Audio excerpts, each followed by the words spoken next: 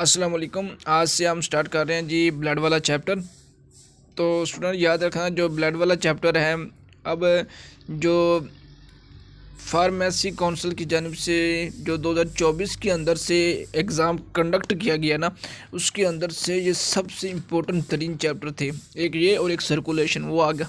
हम series wise चलते जाएंगे और जितने भी इम्पोर्टेंट लेक्चर होंगे ना, वो इसी चैनल के अंदर आपको मिल जाएंगे। प्ले लिस्ट के अंदर आपको सब के सब चैनल आगे आने वाली वीडियो इस इम्पोर्टेंट चैप्टर के हवाले से हम बनाएंगे, जिसके अंदर ब्लड वाला, सर्कुलेशन, जितने भी इम्पोर्टेंट चैप्टर होंगे हम सब कोर्स कंप्लीट करने वाले हैं बी कैटेगरी का। तो आपको सब के सब यहाँ के इस चैनल के अंदर सब के सब लेक्चर दस्तियाब होंगे। ठीक है स्टूडेंट, तो आज हम उस एक मेन चैप्टर को आज स्टार्ट करने जा रहे हैं जिसका नाम ब्लड है। तो याद रखना स्टूडेंट, जो ब्लड है ना, ये एमसीक्यूज के हवाले से और सब्जेक्टिव के दोनों के हवाले से बेहतरीन चैप्टर है। और इसके अंदर बहुत सारे एमसीक्यूज भी आते हैं और सब्जेक्टिव पोर्शन भी आते हैं, और हम इसको बिल्कुल एक अच्छे अंदाज से करेंगे। आपके सब के सब सवाल क्वेश्चन जो आपके दिमाग के अंदर होंगे तो इसी चैप्टर के अंदर से आपको हल होने वाले हैं और इसकी हम जड़ से स्टडी करने वाले हैं। तो स्टूडेंट याद रखना, जो ब्लड है ना, ब्लड इसके दो कंपोनेंट होते हैं। एक तो सेलुलर कंपोनेंट होते हैं, याद रखना सेलुलर कंपोनेंट्स, और एक ए सेलुलर कंपोनेंट होता है। ए सेलुलर कंपोनेंट्स होता है।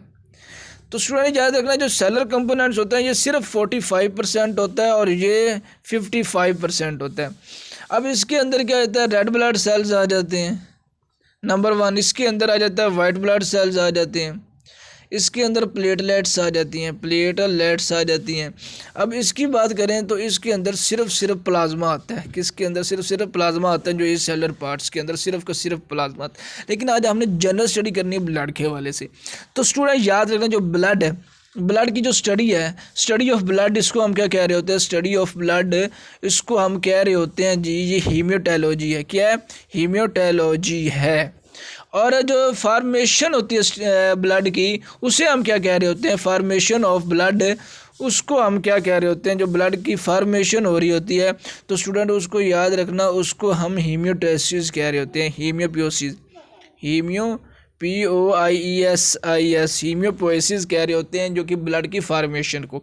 अब ब्लड की फार्मेशन कहाँ से हो रही होती है, जब हम एम्ब्रियोनिक स्टेज के अंदर होते हैं, जब हम माँ के पेट के अंदर होते हैं, तो उस वक़्त कब बन रही होती है, तो उस वक़्त जो एम्ब्रियोनिक स्टेज होती है, तो वहाँ से यॉर्क सैक के अंदर, कहाँ से, यॉर्क सैक के अंदर ये ब्लड की फार्मेशन हो रही होती है। उसके बाद कौन जिम्मेदार होता है ब्लड को बनाने का, फिर लीवर होते हैं।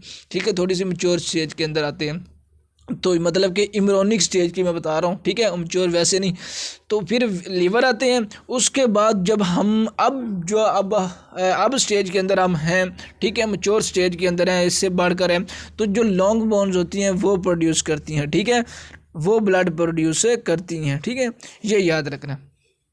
ब्लड, हम जनरल ब्लड की बात कर रहे हैं, उसके कोई पार्ट्स की बात नहीं कर रहे हैं। ठीक है, जैसा कि white blood cell, red blood cell, ठीक, ये नहीं कर रहे हैं हम। जनरल लॉन्ग बात कर रहे हैं कि ब्लड कहाँ से प्रोड्यूस हो रहा है। जब हम इस स्टेज के अंदर आते हैं तो ये लॉन्ग बोन्स प्रोड्यूस कर रही होती है, जैसे कि स्टर्नम, रिब्स, वो आगे हम डिस्कस करेंगे।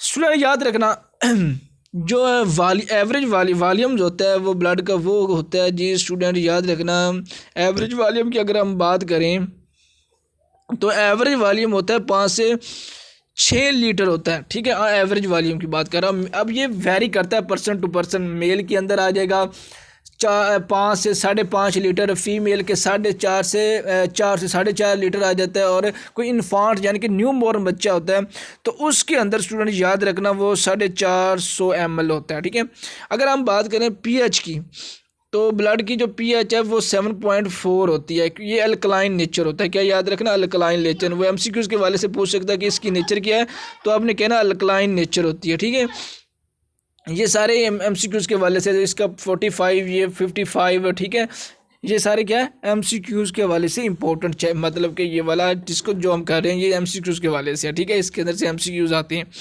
अच्छा, इसके बाद वो पूछ सकता है कि कलर के वाले से इसके पूछ सकता है कि कलर इसका क्या होता है, तो रेड होता है। ये तो आप सबको पता है रेड क्यों होता है, क्योंकि इसके अंदर ऑक्सीजन कैरिंग पिगमेंट होते हैं। ऑक्सीजन कैरिंग इसके अंदर क्या होता है, पिगमेंट होता है। इसकी वजह से जो कौन सा पिगमेंट होता है उससे हम हीमोग्लोबिन कह रहे होते हैं, उसकी वजह से इसका कलर क्या होता है, रेड होता है।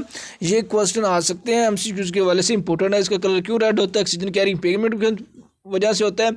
फिर वो पूछ सकता है आर्टरी के अंदर कैसा कलर होता है, वेन्स के अंदर कैसा कलर होता है। तो आर्टरी के अंदर ब्राइट रेड होता है, ब्राइट रेड होता है, और वेन के अंदर डार्क रेड होता है। क्या होता है जी, डार्क रेड होता है।